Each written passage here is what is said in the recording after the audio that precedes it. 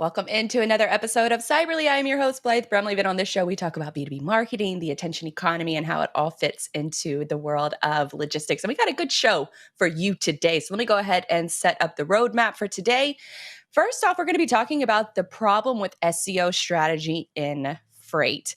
And then we're going to be talking to Matthew Leffler. He is the founder and creator of the platform Armchair Attorney. And he's going to be telling us about the biggest legal stories in freight that you need to be aware of. And then we're going to kind of nerd out a little bit and talk some logistics of Lord of the Rings, which I'm super pumped about. And then finally, we are going to end the show with all of those AI image generators. I finally got access to one of them. So I'm going to share some of the photos that I was able to create. So maybe it kind of spawns some, inspiration for you in order to get into the AI generator image mix, if that is the right even phrase to use. But we're going to get into that a little bit later on in the show. But before we dive into our first topic, the Moonair Group is a leading recruiting firm specializing in the logistics and technology fields. Whether you're looking for a new job in the industry or you're looking to hire top-tier talent, the Moonair Group has the network strength to meet your needs. Learn more at moonairgroup.com. Now let's get into that first topic, and that's the problem with SEO strategy and freight. And I'm going to kind of paint a picture for you because I've been doing SEO for years, and especially in freight and other industries as well. And I'm going to painting the picture of once you go through all of the strategy, because for a lot of people who are out there creating content, largely you are creating blog style content for your SEO strategy. So you have to do keyword research, competition analysis. You have to see what's working well and what isn't working well. And then you have to create that content of your own. Now, if you do go through all of this successful, analysis and finding those keywords that make sense for your company, the reality is that it's going to take several months for that content to rank, if it ever ranks. And then if you write, I would say about 20 articles or maybe even 40 articles using different SEO phrases, the reality is that only a handful of those are actually going to hit, meaning the overwhelming majority of your traffic that's coming to your website, it's going to increase, but it's only going to be from a few different articles if you create a lot of different articles.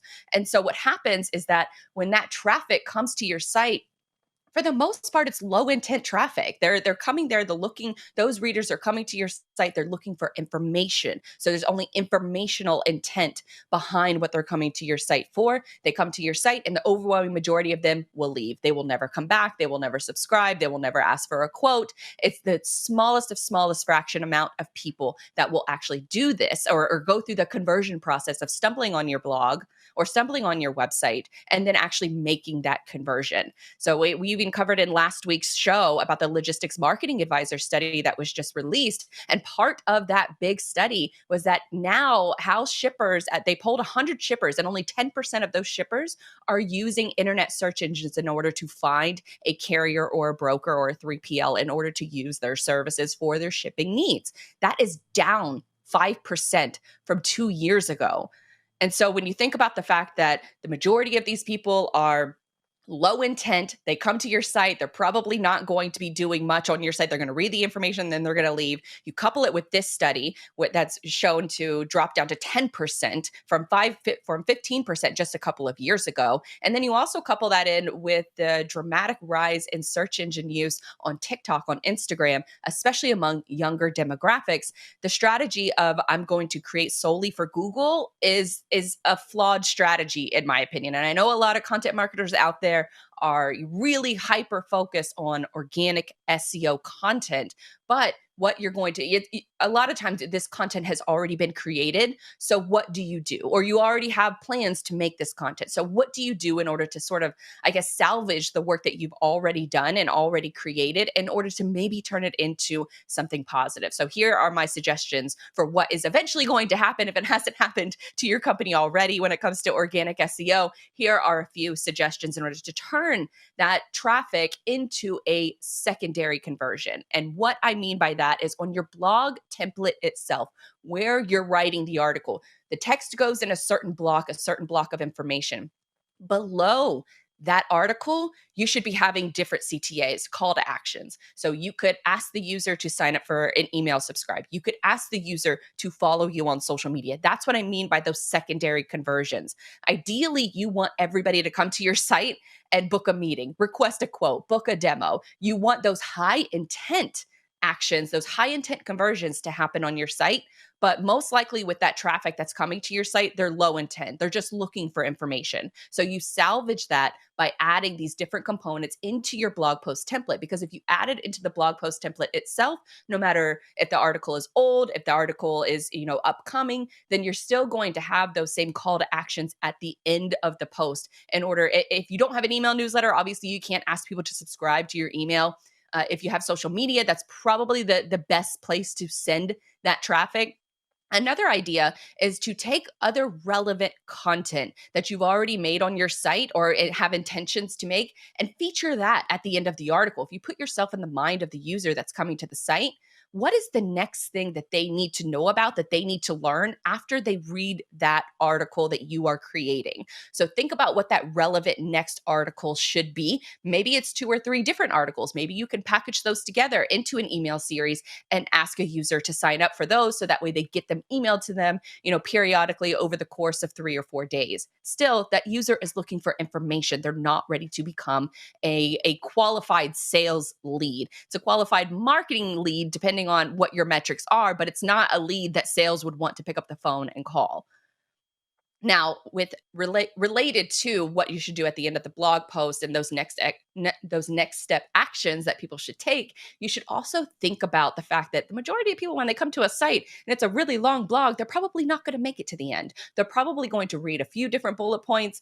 They're going to scan the content, which is why headings are so important, why bullet points are so important, making your content scannable. But they're likely not going to make it to the end of the article. So what we've done on several of our sites is that we take a CTA, a call to action, and we take a book a demo or sign up for our email newsletter, and we put it periodically throughout the blog post. Now, we program this from a development standpoint. We insert these different call to action buttons dynamically, but you can manually enter them in as well. Make it a bold link, make it a highlighted link, and center it, make it a little bit different looking than the rest of the text that's on the page to sort of make it pop, make it stand out. So you could do that manually, or you could do it dynamically in order to update all of those past blog posts as well. So those are a few different ideas. The next step you want to do with all of your future content is to make sure that you're focusing on those high intent, long tail keywords. So a perfect example of this is you have a situation where freight brokers, that's the phrase that you want to really rank for. Or maybe it's another phrase that you really want to rank for, like freight broker jobs. That specific keyword isn't technically a long tail keyword. That is a keyword that probably has a lot of volume. Your keyword tools have showed you that this has a lot of volume. So it's natural for you to want to focus on that keyword. But remember, we've talked about this in past shows, that all of those keyword tools that you have, they're going off estimates. They're not going off true data from Google, because Google does not share that information with any third party. So you're kind of going off of these rough estimates that these search engine tools believe that has the volume for that specific key phrase. Instead, you want to focus on those high intent, long tail phrases. So instead of targeting a keyword like freight broker, you're going to target freight broker jobs Boston, trucking companies in Atlanta, Georgia, truck driving jobs, Atlanta, Georgia, reefer carriers, Texas. You get the point. Pumpkin carriers in Florida. Those are the types of keywords that you want to make content around, because they're long tail, they're super specific, and you have a higher chance of ranking for those long tail keywords, which will eventually give you much more sort of SEO juice in order to rank for those bigger, larger keywords that are much more difficult to rank for, such as the freight broker term. So keep that in mind. Now, the next one is you want to make sure that your content is made for humans, not for robots. The robots are the ones that are scanning your site and making sure that your SEO topic is on topic and that it's useful to their visitors whenever they come to your site. But you want to make sure that content is suited for humans first, not robots. Make it the best damn article that you could read. If you are writing an article on the best, not best carriers, but pumpkin carriers in Florida, You need to do that Google search yourself and see who's already ranking for that content. Then you want to read through and you want to see who they're linking to. Are there any comments? Are there any questions on that comment or on that content? Because then those are the opportunities for you to take that keyword phrase and build an article around it and make it better than the competition that is already ranking for that keyword. So keep that in mind. Write for humans first and robots second, and then make it the best damn article, the best damn resource that you can think of. Make sure that it is the perfect article before you hit publish. Now, the next and the most difficult task that I would suggest to a lot of folks out here who are making content, especially organic SEO content and freight, is that you should just skip the SEO strategy altogether and go straight to social media. Social media has the biggest uphill, or not the biggest uphill, well, it kind of does, depending on the platform that you go to, but pick the platforms that you have the best organic reach.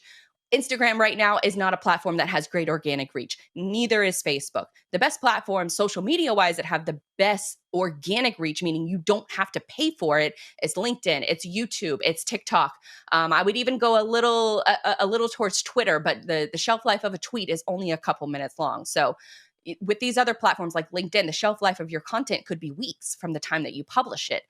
TikTok is kind of the same way. YouTube is also kind of the same way, where the longevity of your content, you create it once and it has a way to resonate with the people that you want it to resonate with over time. It doesn't necessarily expire.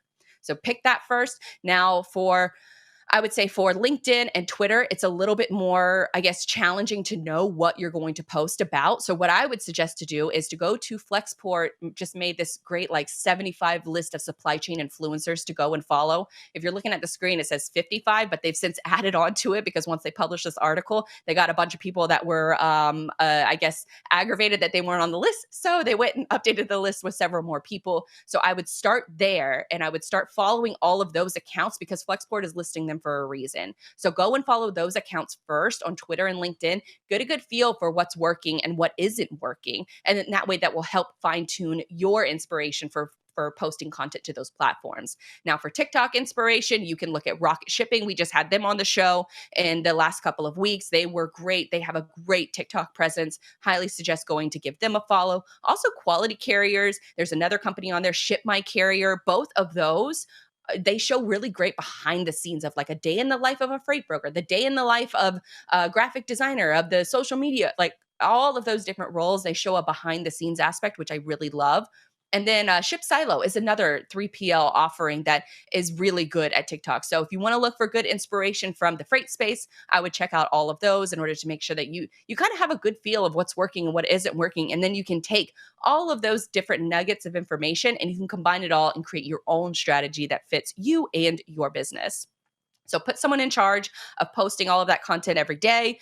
And then that way it's one less thing off of your plate. And you know that you're getting the brand awareness, you know you're getting your message out there. And then when that user arrives to your website and they do convert, then you know that person is a high intent lead and not a low intent visitor. It doesn't matter if it's, 5,000 people that are trying to come to your site if they're looking for a blog article, but what if it's 5 people that saw your TikTok or saw your LinkedIn post and they came to your site and they converted because of that?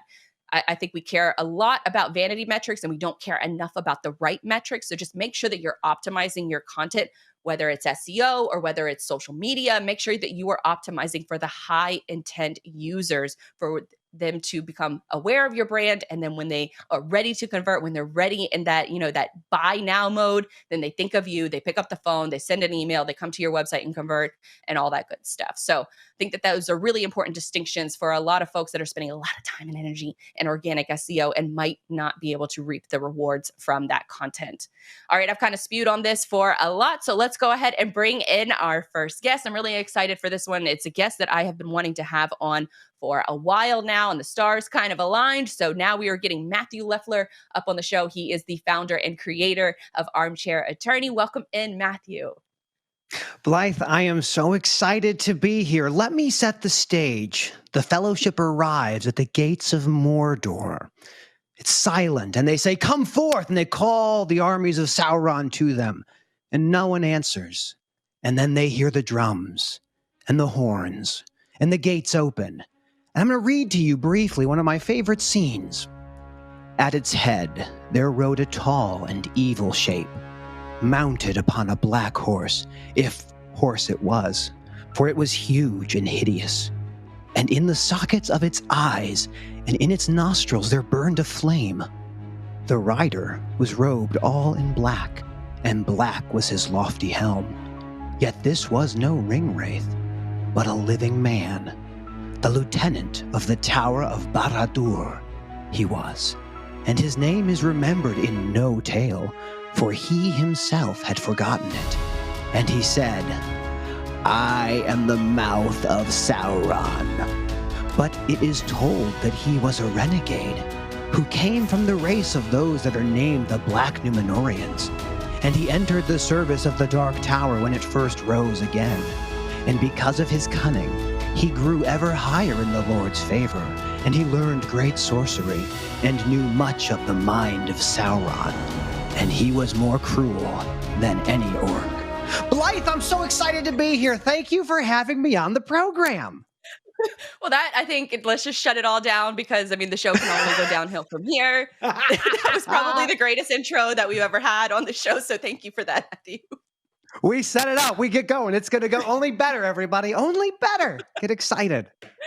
All right. Well, perfect. So for folks who may not know anything about you and tuning into this show, give folks a little bit of background on who Matthew is, why he's such a big Lord of the Rings fan, and how you are, covering these legal topics in freight, which is, I guess kind of relevant, but not really, but we're going to cover it anyways.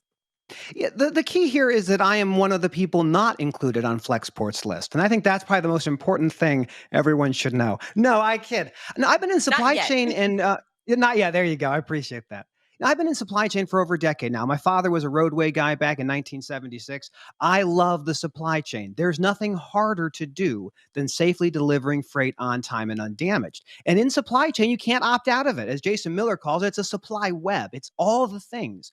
And the law is very similar to that. You don't get to opt out of it. And most of the time, you don't think about it. But sometimes the things align and they come together. So I created Armchair Attorney. I represent clients. It's a law firm. And I do other things, including making guest appearances on fantastic television shows. So I'm excited to be here. And that's kind of the high-level background of me and what I do.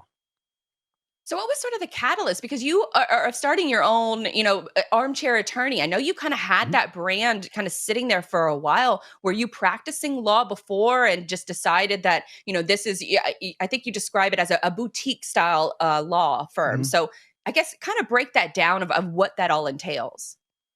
So Armchair Attorney began as an LLC, as actually a consulting firm, but I ended up having to kick my wife out, or she opted to leave, and we turned into a law firm. And it's because a non-lawyer can't own anything that a law firm does. So I've been practicing law since 2010.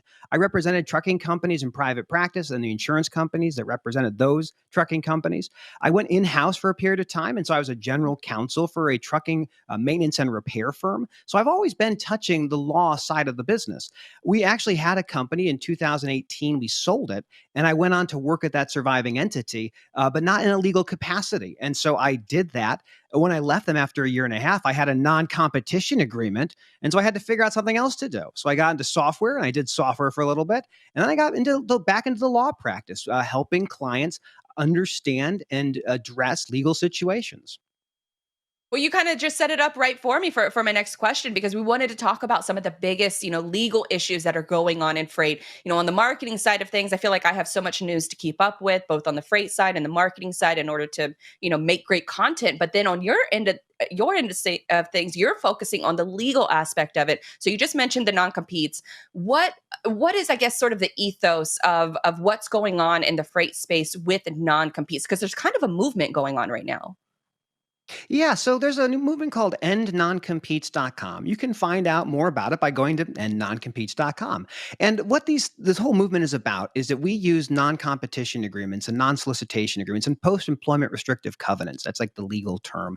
They're all over the industry. There's millions of people in all industries that are bound up in these non-competition agreements. I've even seen non-competition agreements that would prohibit a sandwich shop maker for making a sandwich within 3 miles of the sandwich store they work for. So these things are everywhere and they're pervasive. And we have people that join companies and that they're afraid to leave because if they leave, they might get sued. We saw not that long ago some people leaving a company called Four Kites, going over to Project 44, and those individual people who've been at Four Kites for less than 6 months in some cases get sued. It's absurd. It's wrong. And so I'm a big advocate of challenging non-competes and the assumption that these are good for anybody. I contend they are bad for employees. They're bad for businesses, and they're bad for their customers. If the only reason your team is staying with you is because they think they might get sued, you have a bigger problem. And I think that this is a way people kind of forget that non-competes are just terrible for everybody.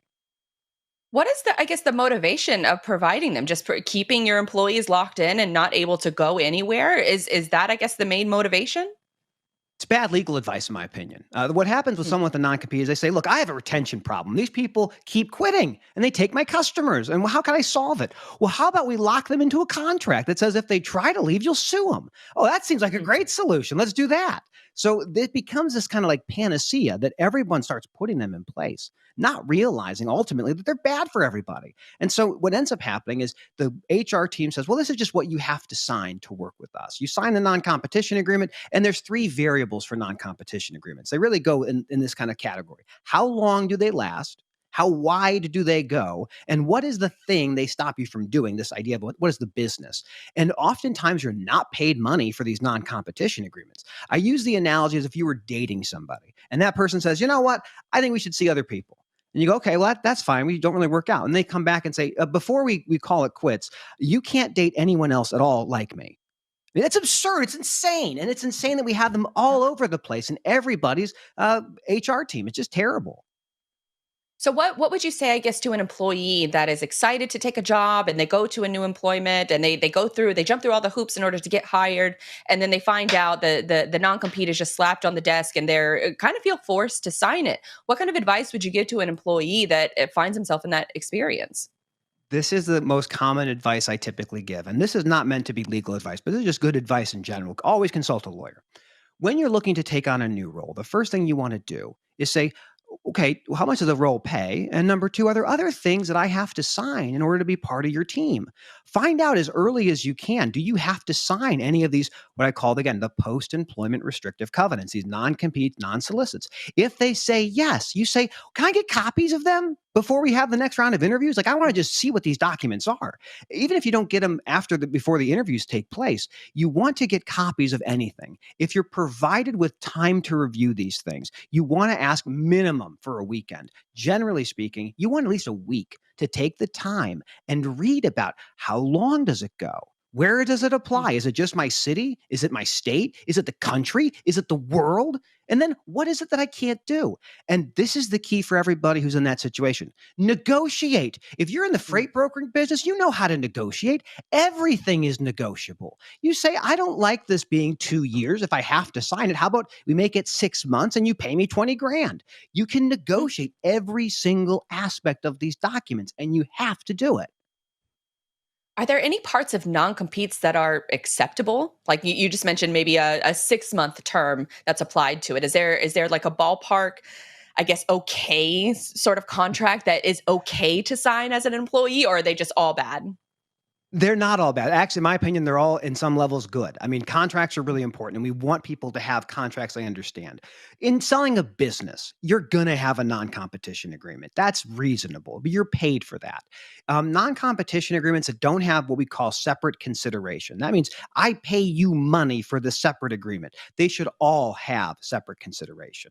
And then in terms of duration, what I think is really useful to think about is for every year that you work, maybe a month of non-competition. And ultimately, you should be paid to sit out. Companies really think that if they can lock you out from competing, that gives them a competitive advantage. It's wrong, because as time goes on, these companies like Four Kites that throw up these non-competition agreements and sue people, it makes you look weak. It makes you look dumb. And so I think that companies are going to realize they're not as effective. But if you really have to use them, make them reasonable, limit the geography, and make it very much align with how long that person has been there. If they come in and they've been there for 2 months and you're going to put them in a 2-year non-compete, go pound sand. That's not going to work.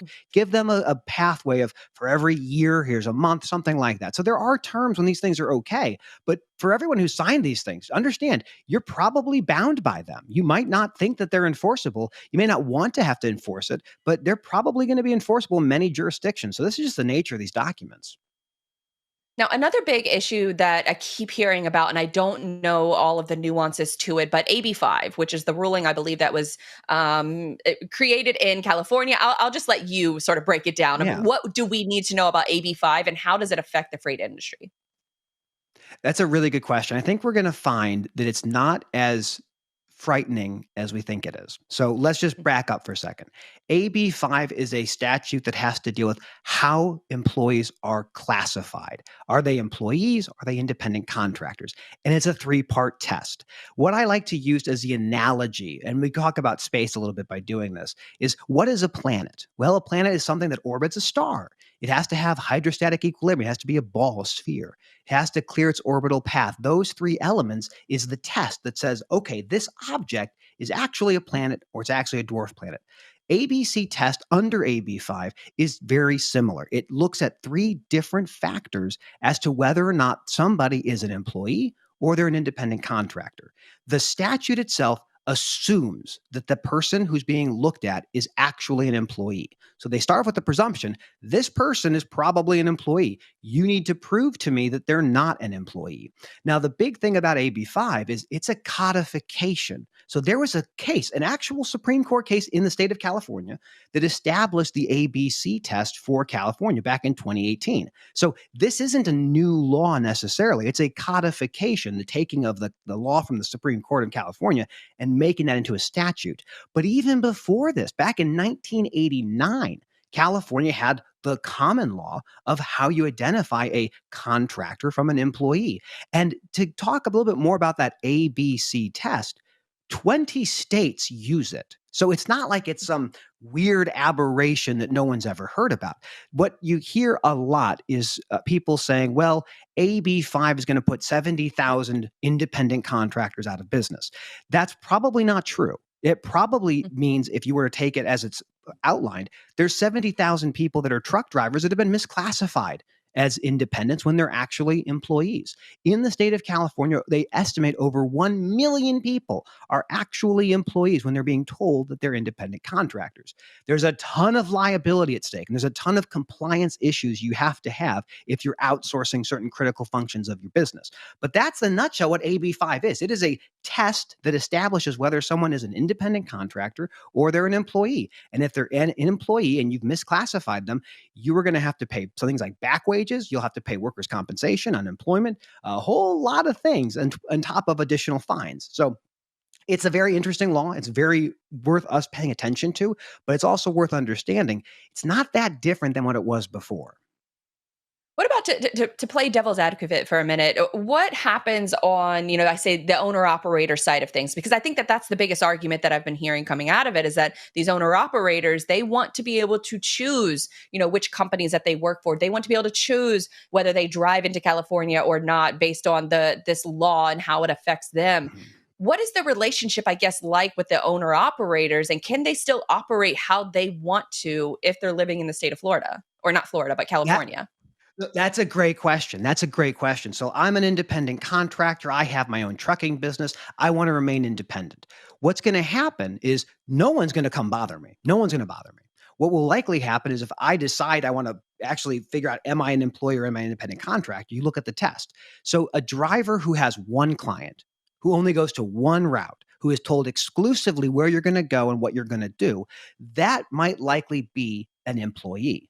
But if you're doing stuff with multiple clients and you control your own schedule, you don't have to check in with someone from your customer every single day, then you're probably not an employee.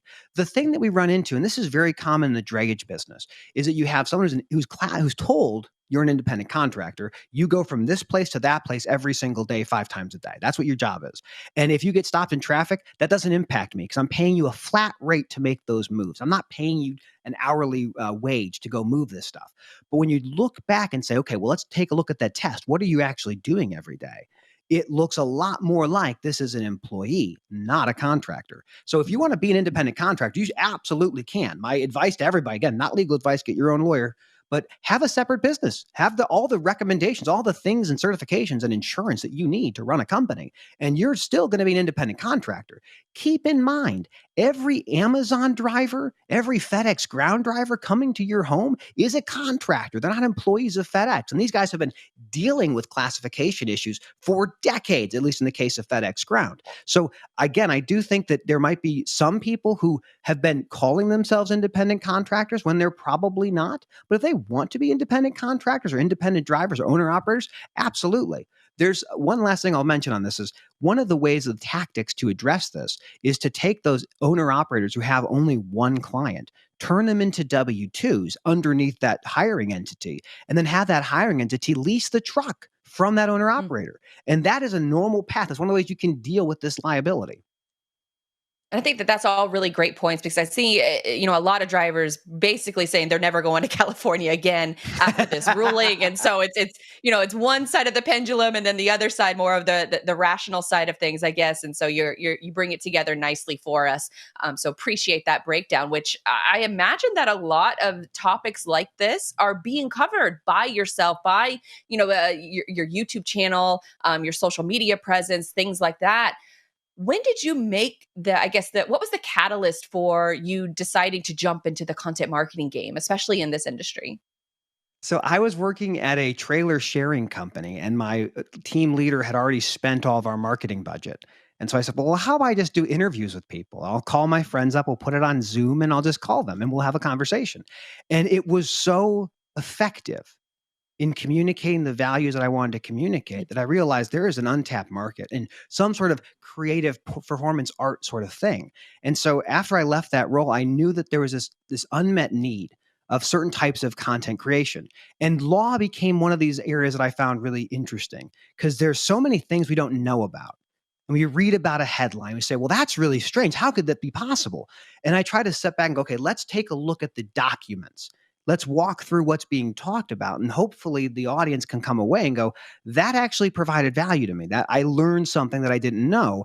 And I try to be, as a lawyer, giving both sides of an argument as to why the outcome is the way that it is and what each side is trying to go for. And I love doing it. It's so much fun. My oldest son has been probably the biggest driver of me continuing this because he has me do things like the Spider-Man up there, this side. He's hiding. I move him around for every show that I do, and he looks for him. So this is the stuff that I enjoy doing. It's fun. I mean, obviously, you know your way around like the Zoom camera work because you opened up the show. Your intro was a Lord of the Rings quote that you were reading off. Another great thing I think that you do is that you're really involved in the freight social media community space. Mhm. Freight socks is one thing that we've bonded over in the Yes. past, along with Ingrid Brown. You can clearly see with your shirt right now, it's a trucking appropriate shirt. What other, sort of marketing in this industry has been inspirational to you? There's a great line, and it's a story I got from Reddit a long, long time ago. And I'm going to tell it briefly, and I won't take up too much time. But the story goes there was somebody who had a tire blowout, and a family came in the pouring rain and helped change the tire. And in the process, this guy tried to pay the guy who helped him, like, here's $20. Thank you for helping me. The guy's like, no, no, no, no, no, no. I don't want to do that. I don't want to do that. And he said, why? And the guy said, today you, tomorrow me. And this idea of reciprocity is so important to me. And people that go out there and create content, you are doing something incredibly risky. It feels so weird to talk to a camera about anything.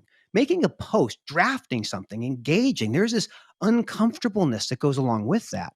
And in this creation of content, and this is what happened, that's how it drove me to you, Blythe, and others in the space, is that there are people that put themselves out there because they know that there's a way to talk to your client you haven't done yet, or your prospect, or your friends, or just anybody who might find what you have to say interesting. And so when I find this freight community of people and any content creators that are out there doing something, I gravitate towards that because I love people that are putting themselves out there. And you'll find this flywheel of positivity that people who are out there, I look at Dan the Driver Rowe. If he's watching, I love Dan the Driver Rowe. He's a phenomenal man. And he shows us the story of riding in a truck and delivering freight safely on time, undamaged. This is amazing. And so I find that this community is one of the most supportive places I've ever been. And so that's one of the things that gets me so excited about, like, getting freight socks or talking to people, because it gives me an excuse to talk to people that I deeply admire. And that's what really drives me.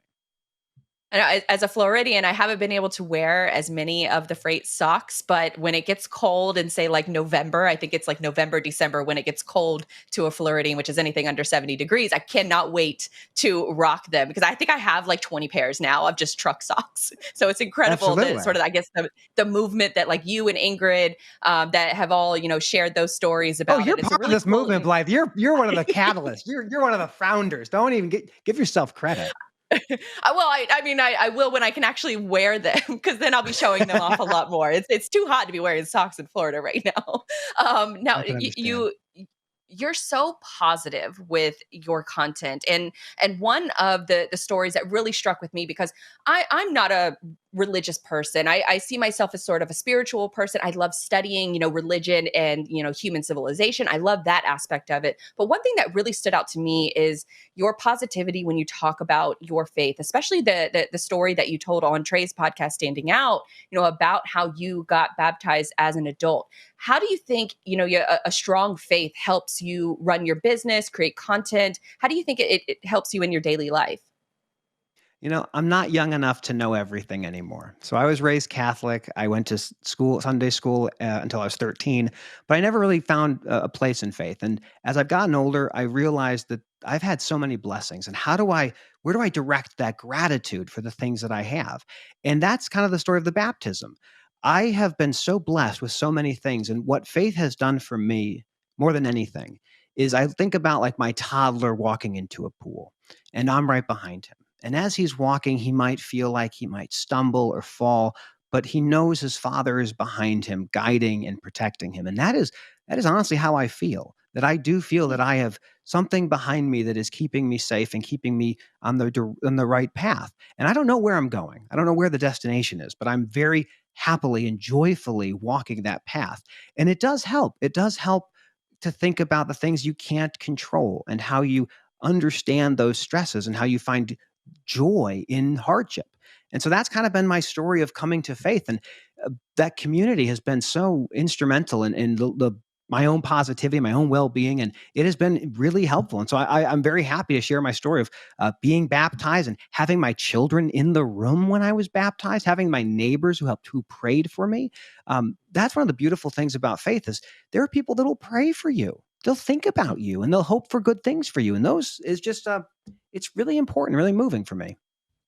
I love that. It's beautiful, because I think one of the aspects that you, or one of the conversation points that you and Trey were talking about, is the lack of community in today's society, especially since COVID, and how the church really provides that for you and, so many other different people. So I thought that was a really important note, about the importance of having, a good, strong moral compass and that community around you. So I really applaud you guys for really I think a lot of people are scared to share their faith so openly, and you guys do a fantastic job of doing that. Even, it just from an outsider's perspective looking in, I think it's really beautiful. So I think you should definitely keep it up. Now, from one sort of, I guess, not a faith-based conversation, but to a faith-based book, Lord of the Rings, we got to get to it, because that is, obviously written by J.R.R. Tolkien. He was a staunch Catholic, and he, I guess, conveyed a lot of his beliefs. Not I guess, he definitely conveyed a lot of his beliefs into his writing. So it's kind of a good,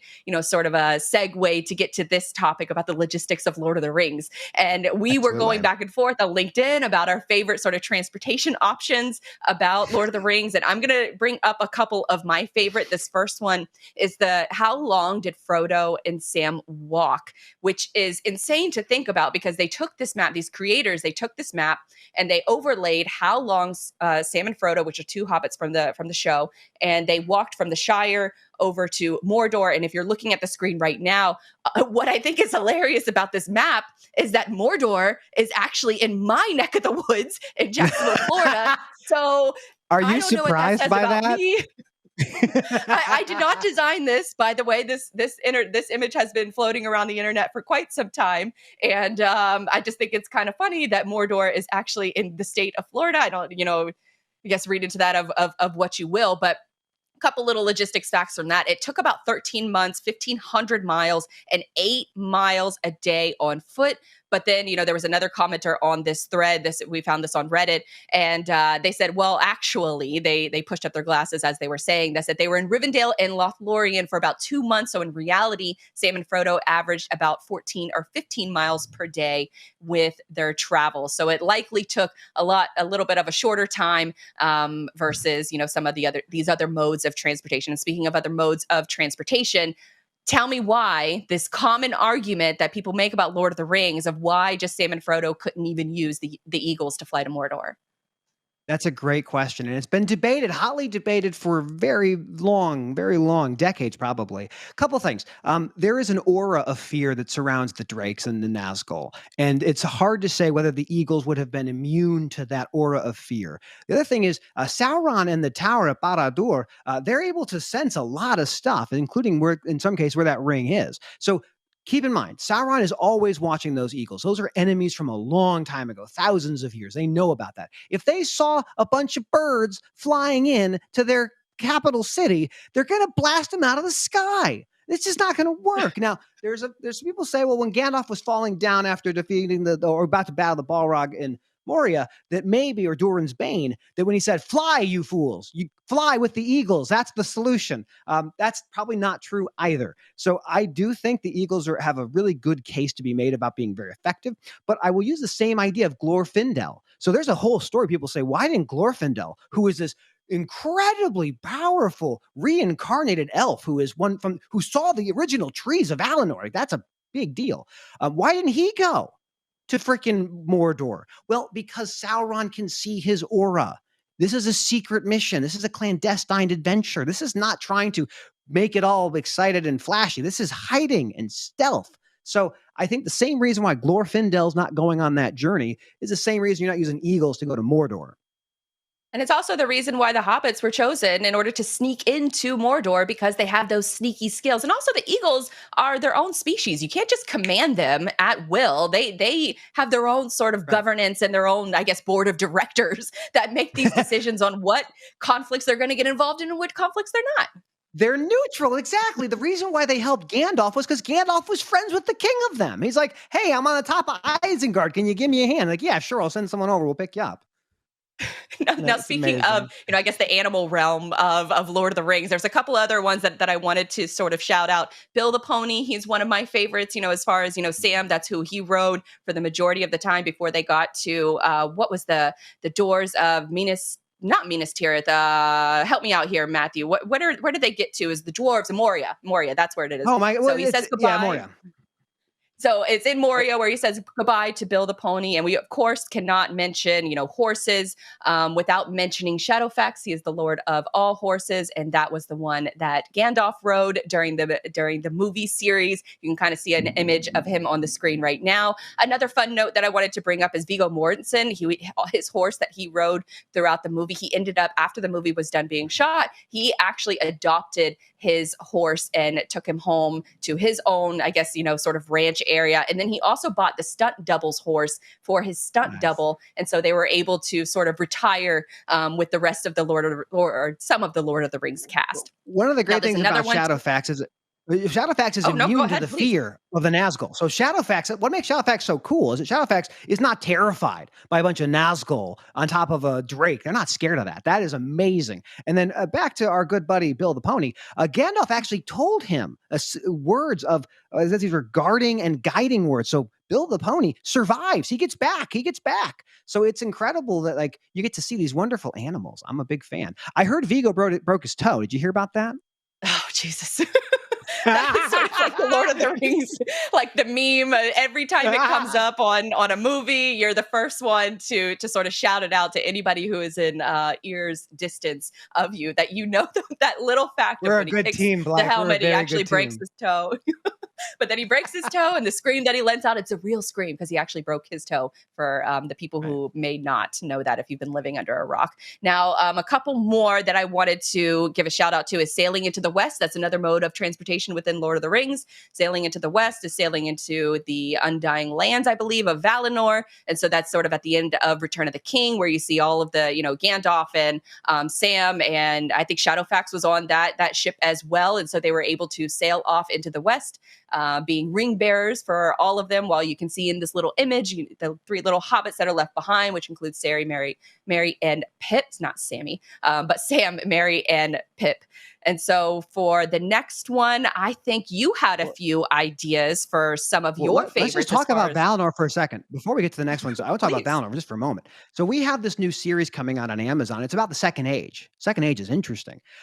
When you had the Undying Lands of Valinor, you used to be able to go there. You could just go. It was in the west. There was a kingdom called Numenor. We're going to learn all about Numenor. And in Numenor, I don't want to spoil things, but they do things that are a little bit different. And they receive a punishment of sorts. And the Earth, or Middle Earth, which was a flat thing, becomes a sphere. And we're going to learn a lot of stuff. So I'm just going to put a little flag there. People, watch for Valinor and watch for Numenor.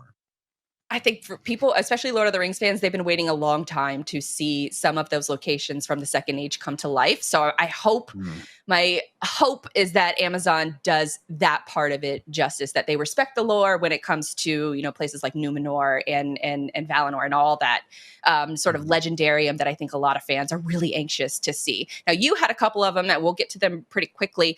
You said, are the orcs employees or independent contractors? Kind of going back to our earlier discussion on the legal issues of freight. What about the legal issues in Middle Earth? I think that they've been misclassified. I suspect they're called contractors and they're paid through a series of snacks. But ultimately, these are employees. They deserve benefits. If you want to have a loyal army of orcs, you have to have good care for your veterans. I don't think they did. So in my opinion, my legal opinion is that these orcs were actually employees. They were part of the military and they were taken advantage of. And that's why they're on the side of the dark side. They are. And they eventually they put meat back on the table, boys. And so with the next one, can we integrate the Palantir with Project 44? Explain to people what the Palantir is.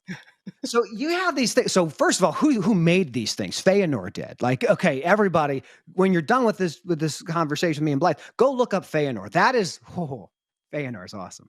Great craftsman. The Palantiri were a way to communicate between the different leadership teams all across Middle Earth. And so you'd stare into them and you could talk to people. This was before they had telephones and fax machines. You had this simple Palantiri. And this is a technology that helped corrupt Denethor because he didn't realize that Sauron had one. But anyway, we're getting ahead of ourselves. I think Project 44 is a great technology platform that can connect different systems together. And I think more likely than not, the Palantiri are a great way for them to get into Middle Earth, get into the moving and shaking of this really interesting place. We're in the fourth age or fifth age now, so presumably they're able to do that integration. I would also say that ring that they had, the One Ring, probably had some form of telematics on it. It was probably giving some positional data to somebody. So this is really important questions we have to address with supply chain and Lord of the Rings. 1000%. Because if you think about Saruman and how he was building, I'm not going to mispronounce it, but I think, or Isengard. So he was building up Isengard in order to create all of his orcs, and the logistics around that, I think, is fascinating. Kind of deserves its own topic. Maybe we'll explore that in the future. But there's a lot of logistics going on. There's a lot of manufacturing going on, especially when it comes to the orcs themselves. And now you already did your Lord of the Rings speech, or did you have another one prepped for us? That was the main one. I want to start off with that. We had talked for the audience watching. I asked Blythe, like, can I just read something from the book? And she's like, of course. I'm like, oh, we are copacetic. We are on the same page. We are a very good team here. I'm very excited about this opportunity to collaborate.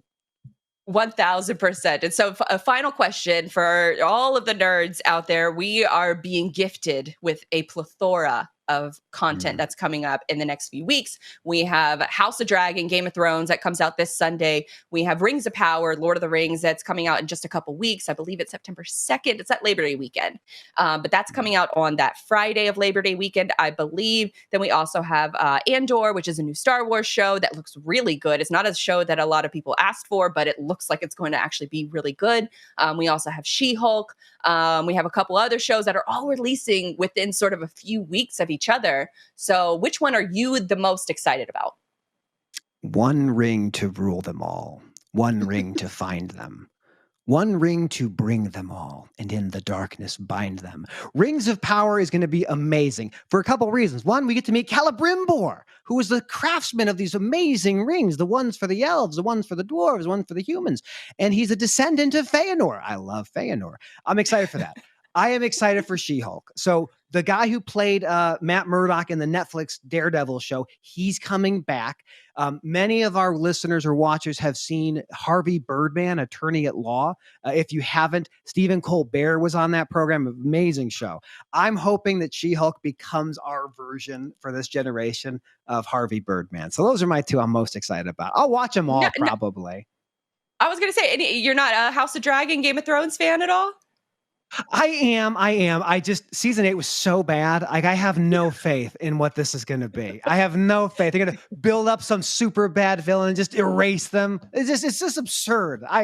I'm sorry. I'm still really I love it. bitter. I think that's the show that I like a little bit of disagreement, because I think that's going to be the show that's going to be tops out of all of these. I think Andor has a good chance to be second on my list, but I have very high expectations, almost too high expectations of Rings of Power.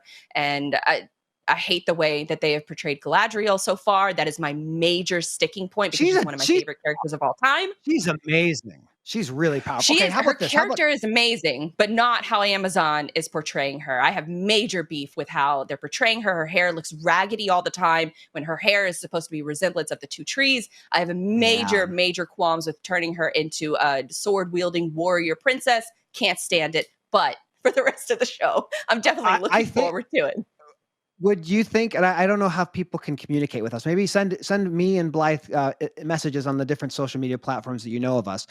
I think there's a reaction thing we should be doing. We should be talking about like a recap of the last week. Like, here's what we saw, here's what we liked. I'll have a long list of things that I like, because I just love anything fantasy. But I think there's a path there. There's a program there that I know the audience like. Let's get more opinions of Leffler and Blythe talking about Lord of the Rings. Let's do that. Just gonna be me yelling the entire time. What did they do to her? It's an abomination. Yes. That's been my reaction to a few different things. Every time I see her hair, it looks raggedy. So I'm hoping that they put some respect on her name. But we got time for one final question. Where can folks find more of your work, talk to you about Lord of the Rings, all that good stuff? The best place is probably LinkedIn. That's where I'm the most active. Look up Matthew Leffler. Look up Armchair Attorney. You can go to my website, armchairattorney.com, or Twitter. I'm getting better at this. It's Armchair Atty, A-T-T-Y.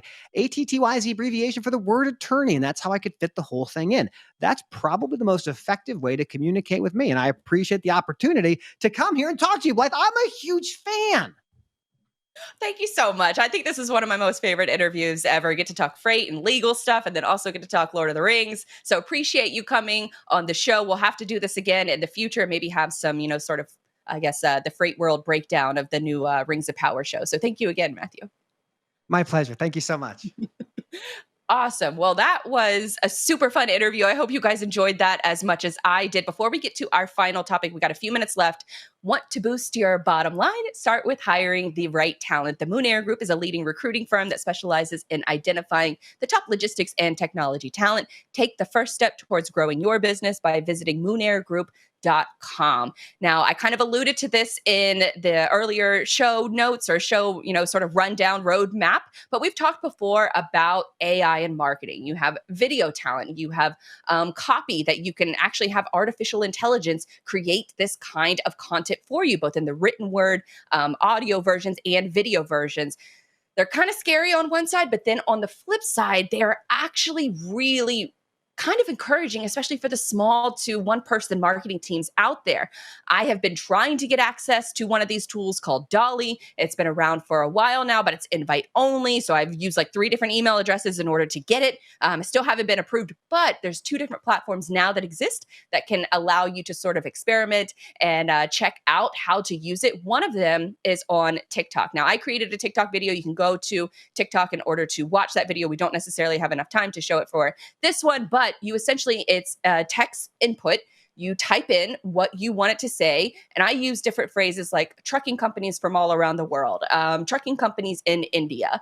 And I was able to make that video in TikTok by the AI generator that was creating these images based on that prompt.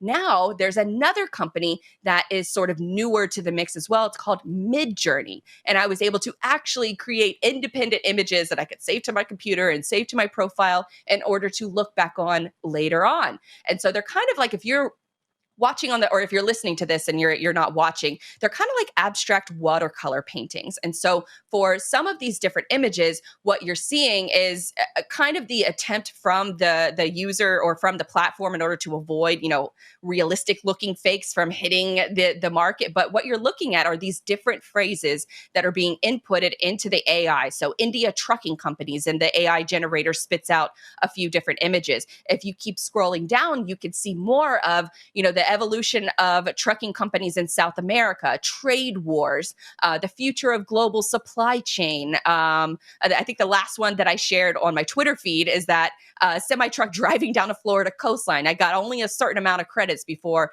I had to buy a plan. So that I think is such a really cool tool for a lot of these different small to one person marketing teams out there. It's really going to help differentiate your company in order to create these images that really go a long way in your social media and in your website and all of your different marketing materials. It's watercolor based prints right now. I'm fairly certain that these platforms are just holding back for now on releasing the realistic looking photos because they don't want, sort of the deep fakes and that kind of thing to play a role. So it's super cool. You can check out the link in the show notes in order to make your own. It's over at Midjourney and its Discord channel. But that about does it for this week's show. You can catch more replays on Freightwaves TV, and we will see you right back here next week, Thursday, 2 p.m.